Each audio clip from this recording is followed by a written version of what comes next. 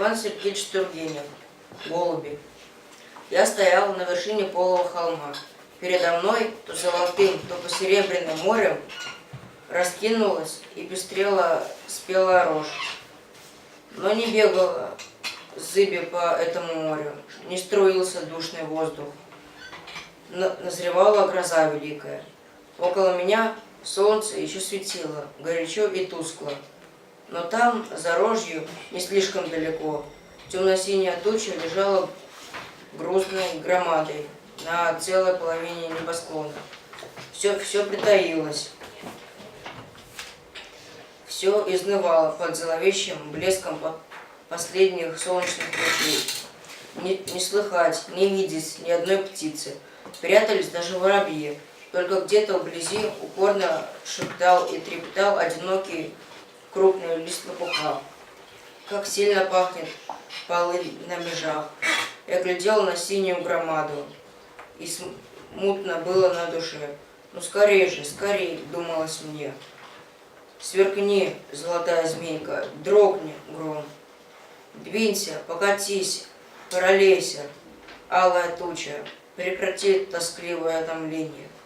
Но туча не двигалась, она по-прежнему давила безмолвную землю, и словно пухла да темнела. И вот в одноцветной ее синеве замелькало что-то ровное и плавно, не дать не взять белый платочек или снежный комок. То летел со стороны деревни белый голубь, летел, все прямо, и потонул за лесом.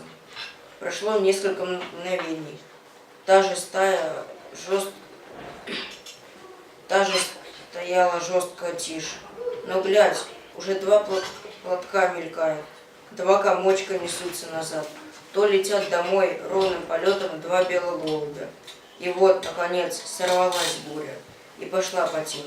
Я едва домой добежал. Бежит вечер, мечется, как бешеный.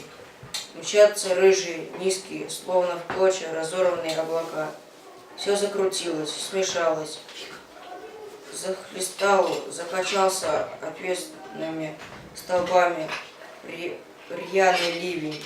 Молнии слепят огнистую землю. Стреляет, как из пушки, отрывистый гром. Запахло серой. Но под навесом крыши, на самом краешке слухового окна, рядышком сидят два белых голубя. И тот, кто слетал за товарищем, и тот, кого он привел и, может быть, спас. Нахлились оба и чувствует каждый своим крыло соседа. Хорошо им, и мне хорошо, глядя на них. Хоть я и один, как всегда.